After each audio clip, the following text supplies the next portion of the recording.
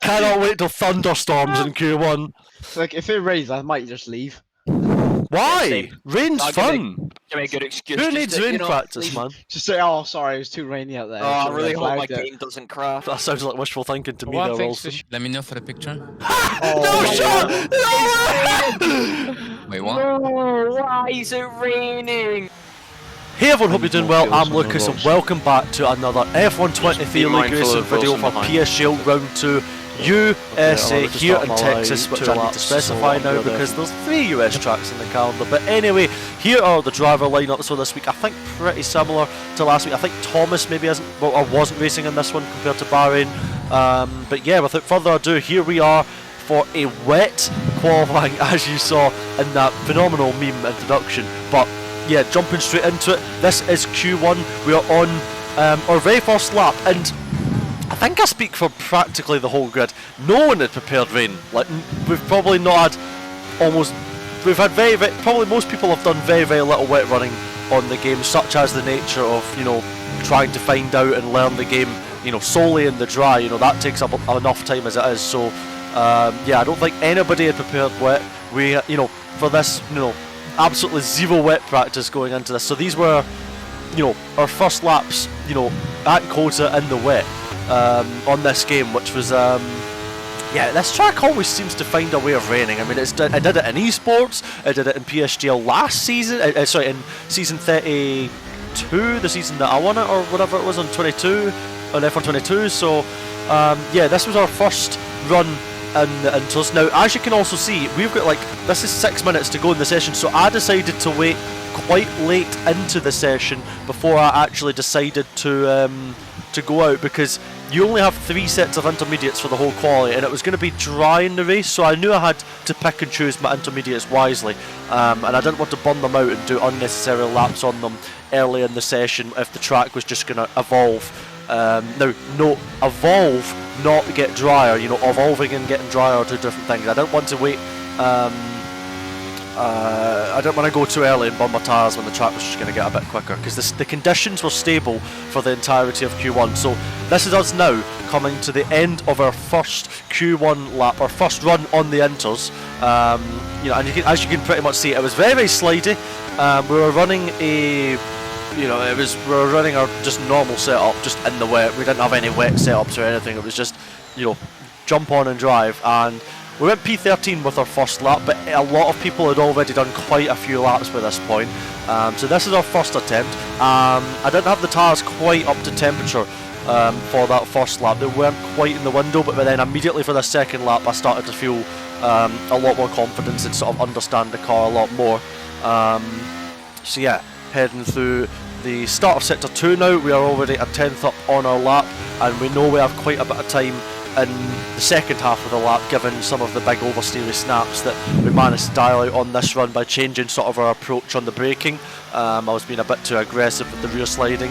It was very easy to overcook, but as you can see just there, you know, now we're half a second up, just purely from not you know, overcooking it on the rear. So massive improvement just from adapting and driving, and these are sessions that I really enjoy. Like, this is you don't really get situations like this almost ever on F123 competitive racing, whether league racing or esports. When you do esports, everything's prepared for.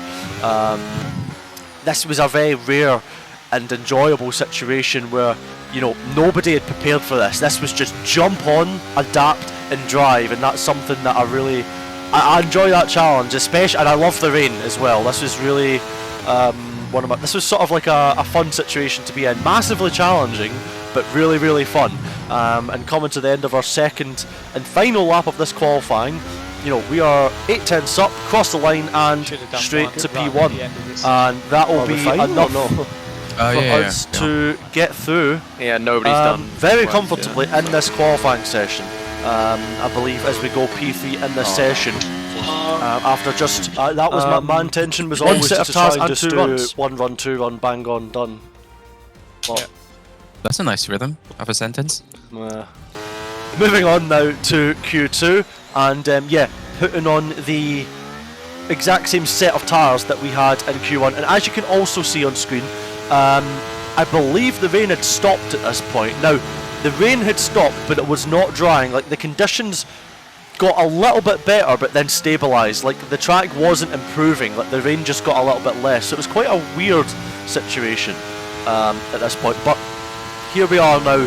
I believe on our second lap now, we skipped to the end of our first run on our used intermediates. This was we're using the exact same set for this first stage of Q2 as we used there in Q1, and yeah, now I think one thing we did well in this qualifying is we managed our tyres really well in terms of when we went out on them. I think people were using fresh sets a bit more often than we were. We were able to use the tyres quite well. And yeah, skipping on now to the back straight. I'm checking this delta. Anything that you want me to do, or can I keep going? Yeah, just one shot. Yeah, I was just double checking with the team in case they knew anything about the weather, as obviously the rain had stopped, but the weather was stable. Half a second up now on our second run in this session.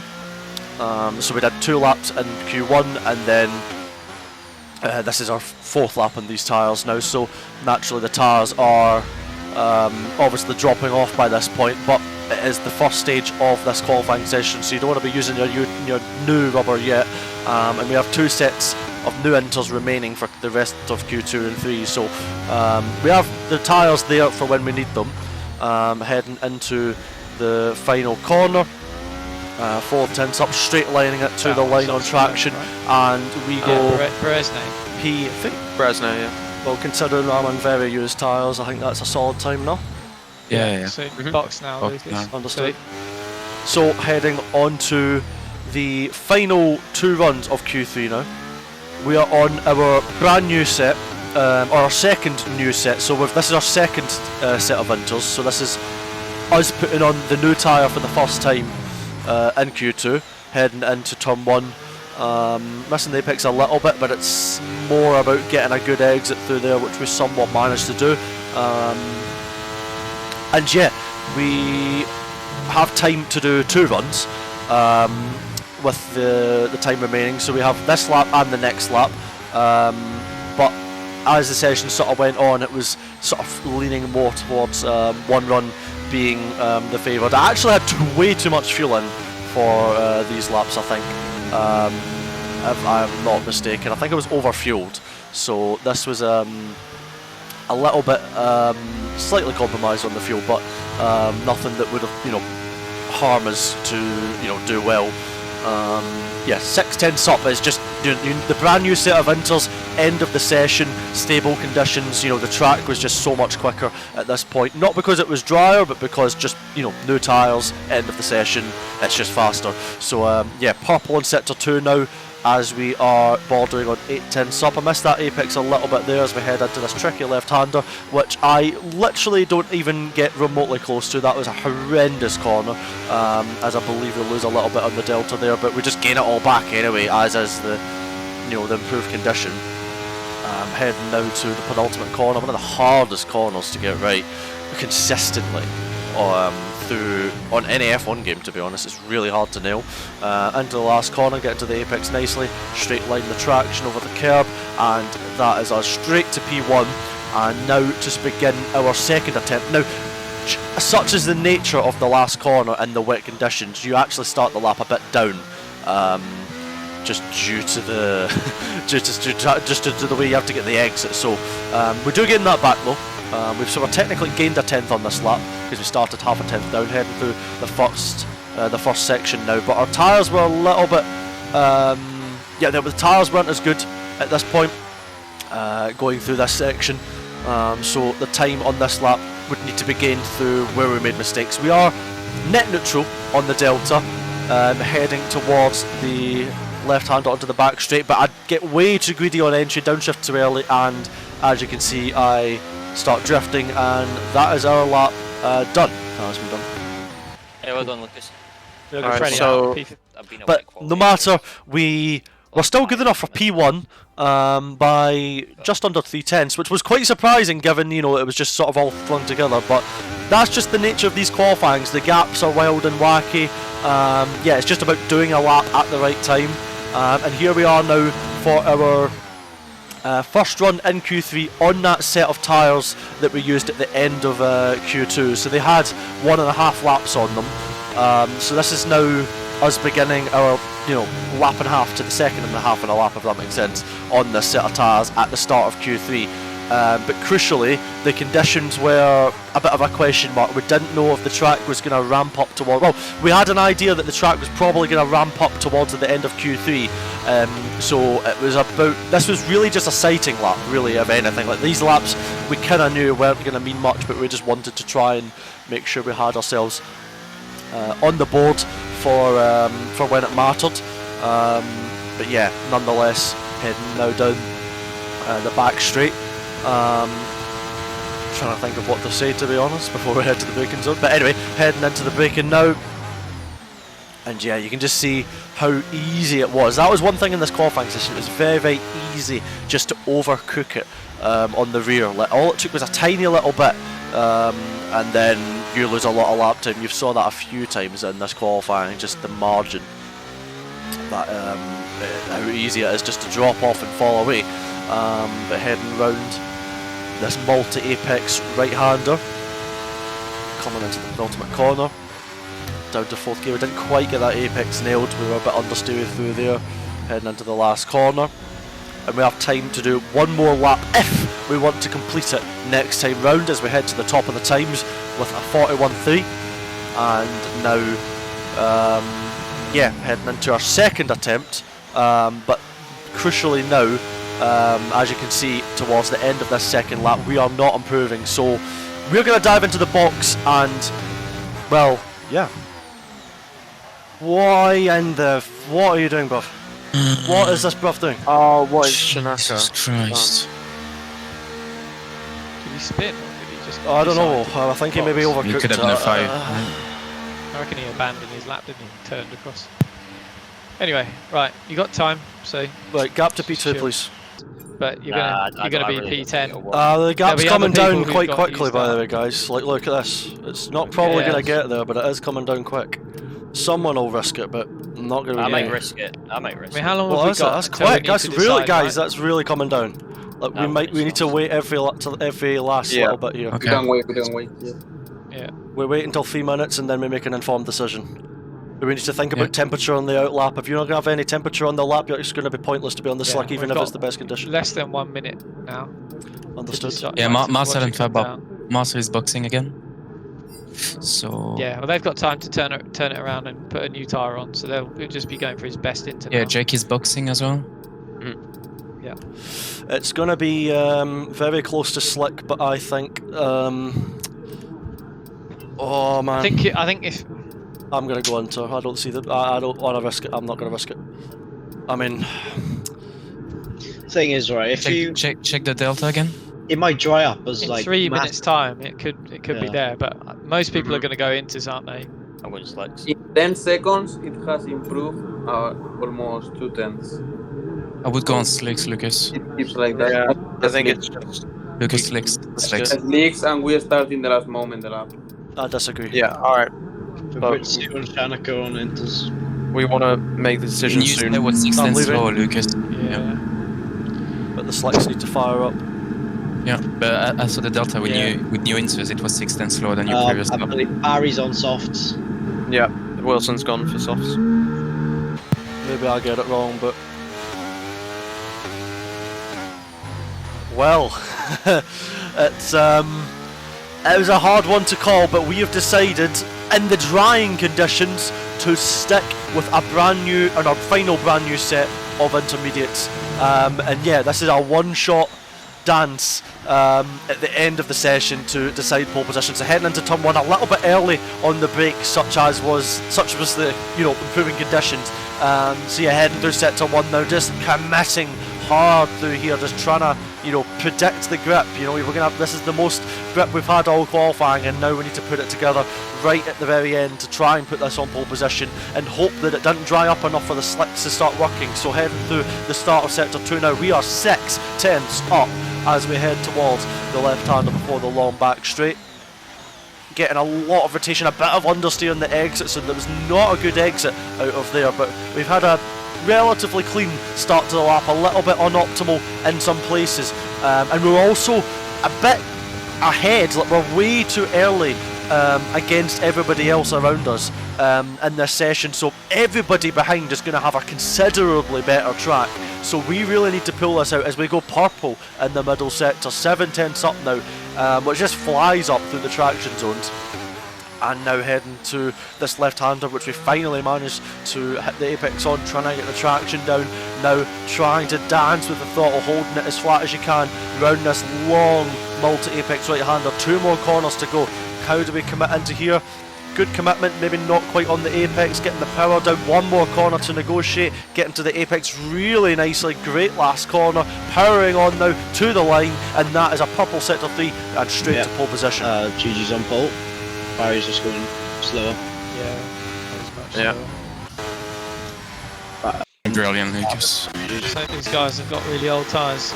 Yeah, nice Nice. report, Lucas. Nice. Yeah, good job. Nice, good call. That was a flip of the dice, Unlucky, roll Wilson. of the dice. Yeah. Well, there we have it. We managed to thankfully pick the correct call and land it on pole position. And yeah, it was a roll of the dice, but we stuck to our guns and thankfully made the right decision. Doesn't always happen, but here we are now. 5 red light on your screen, and away we are off. And we get a phenomenal start, perfectly getting away, brilliantly managing the wheel spin, and yeah, straight away off into P1, and yeah, just off we go, using a bit of battery at this early point, just in the hope that the cars behind fight a little bit, but unfortunately they do not, which means that this is going to be most likely the beginning of a very painful DRS train, because if you don't know already, the DRS and slipstream on this game is unbelievably powerful, and it's very, very hard to, in fact no, it's borderline impossible to pull away from if you have somebody within it. I mean, you need a monumental pace advantage for that to be even possible. So yeah, as you can see now, 6/10 back to Patrick Staples. But as you can see, Wilson, our teammate who started P8, chose the soft tyre to do a different strategy. Got an unbelievably unfair drive-through, which is a monumental shame, because, you know, with obviously a bit of, you know, hindsight with me saying this ahead of the end of the race, he most likely would have been in the position to either win or be on the podium with how the strategies play out. I know it's not so much a spoiler, but it's yeah, pointing out just how unlucky Wilson was, because his strategy would have worked out very, very nicely, and he got a drive-through penalty because he had to avoid cars in turn 1. So extremely unfortunate for our teammate. Yeah, just nothing he can do. He doesn't have much luck at the moment, but that will turn around.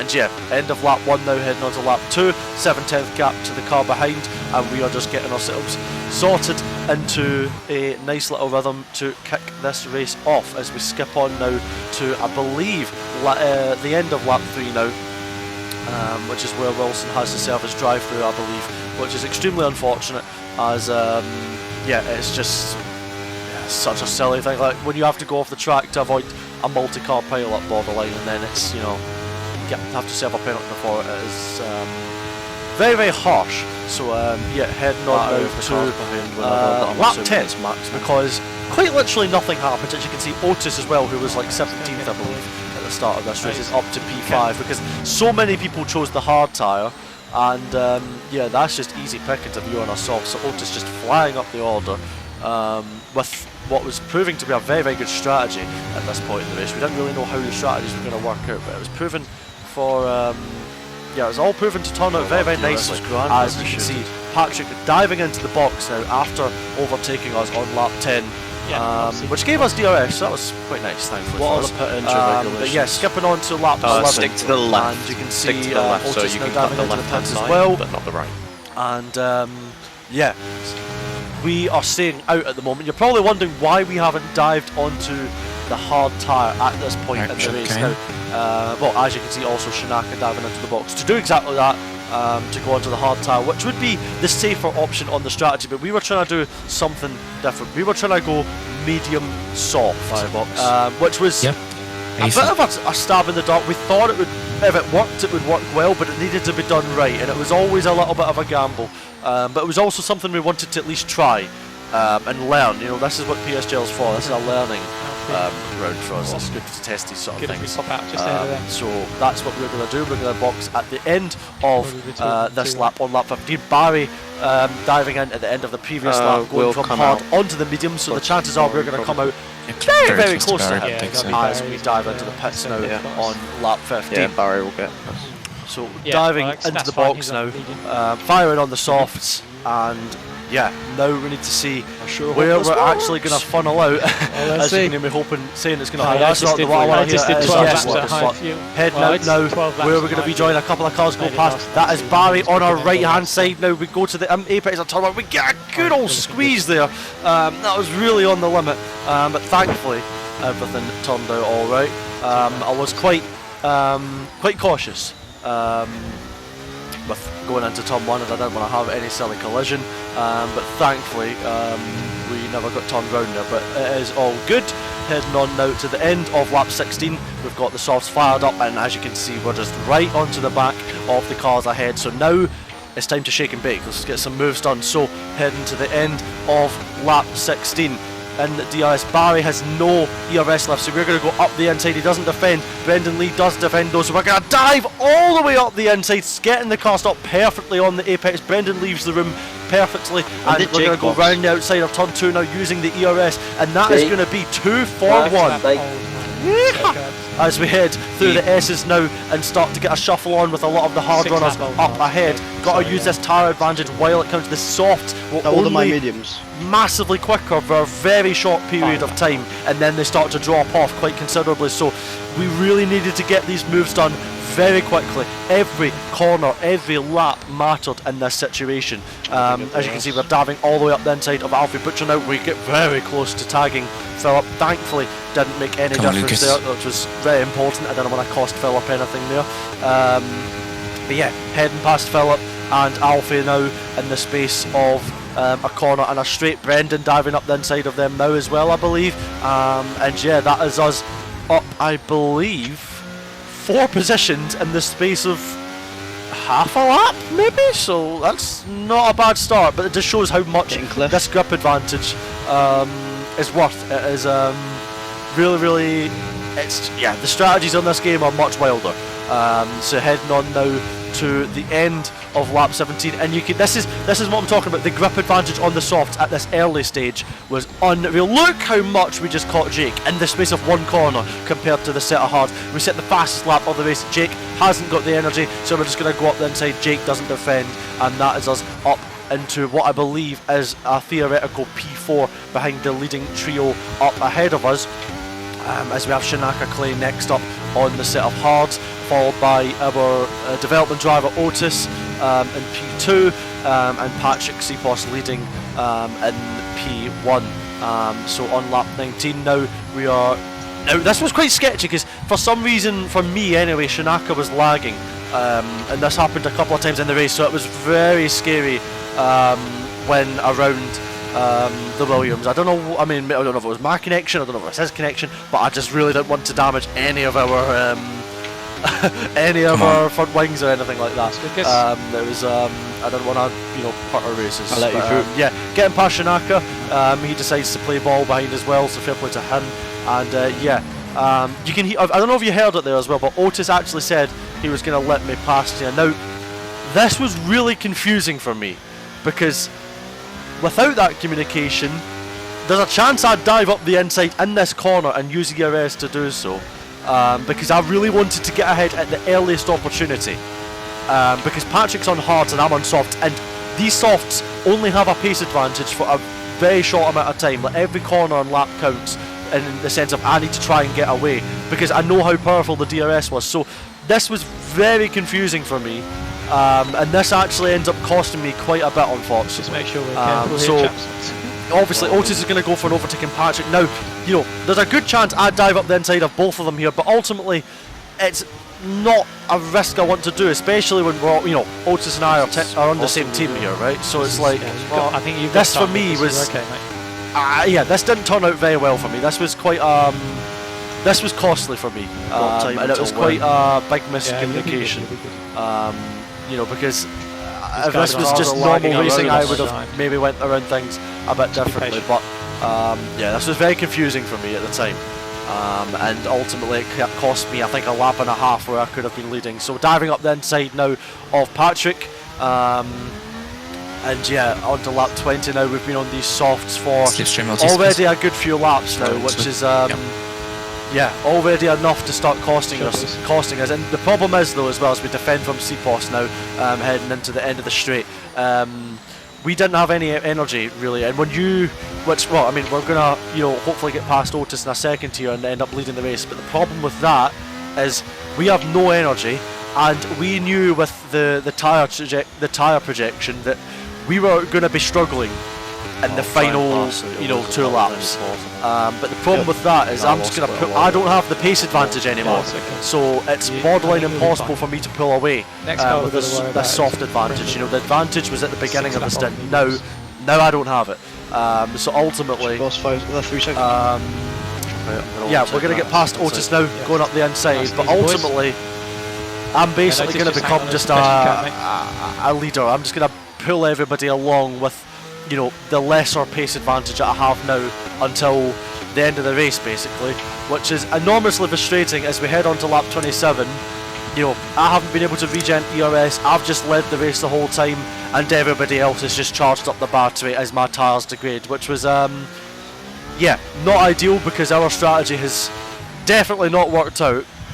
And now I'm basically, you know, I'm vulnerable. Like, it's not looking good for me at this point. You know, I kind of seen this coming as well. I sort of knew for quite a few laps at this point, as I knew this was basically going to be the situation where I end up, you know, hung out to dry a bit. And it was extremely annoying because, you know, I led most of the race, I drove really well, I dominated qualifying, and yeah, it's not looking good as the softs just didn't have anything left at the end of the race, and being able to, you know, being the leading car is just not where you want to be. So coming on to the last lap now, we defend the inside from our teammate Otis, but we actually get a nudge, which thankfully I was able to save, because this could have actually ended up a lot worse than just dropping to P2. But yeah, getting a nudge into turn 1, which was far from ideal. But yeah, now we are the car behind going through the S's, but now you're going to see I have no rear ends left, I have no grip. I'm trying to hang on, but as you're going to see through this next traction zone, I have absolutely nothing left on the traction. We just get left for dead. We do not have the battery, and there's absolutely no way we are going to get this lead back. So that was, yeah, and now you can see I'm just struggling with the rear end. I don't have the ERS. Shinaka is all over the back of us now, and yeah, the problem with Shinaka is it was a little bit laggy, as you can see down the straight. So I didn't want to pull to the left with him potentially lagging forward and then take us out. It just wasn't really worth the risk for me. So we lose the position to him, and ultimately he had a lot more grip and was flying down the straight, so it would have been harder to defend on the straight. But it was just a bit tricky with the lag as to how to defend that. But defending the inside of this corner now, as we have 2 cars battling like mental behind. They actually pick up penalty there as well. But yeah, just a couple of corners to go now, and yeah, it was just all too much. The softs just ran out of grip at the end. It is what it is. We drove a very good race. Ultimately, the strategy just didn't work out for us. But that's nothing we can do. We, yeah, did the best we could. And it was actually P2 in the end. I believe Otis got a 5-second penalty for crossing the pit entry line. But nonetheless, we drove a solid race. The strategy just ultimately didn't work out. That's racing. I'm glad we tried it. We learned a lot, and we had a good performance overall. So yeah, hope you guys enjoyed watching this video and enjoyed watching the race. Please leave a like and subscribe down below. Comment what you thought of the race as well. Yeah, it was still a really fun race to do and to take part in, with the you know, the variable conditions, and the qualifying was really fun as well. So yeah, hope you guys enjoyed. Another PSGL League Racing video in the books. Hopefully we will be back for WR Austria on Sunday. So take care everybody. Appreciate the love and the support recently. It has been absolutely insane recently. I genuinely mean that. The support has been completely out of this world, and yeah, love your support and very, very grateful for it. So love yous all. Have a great rest of your day wherever you are in the world, and yeah, hopefully catch you guys in the next video. Love yous all. Take care of yourselves. Ciao.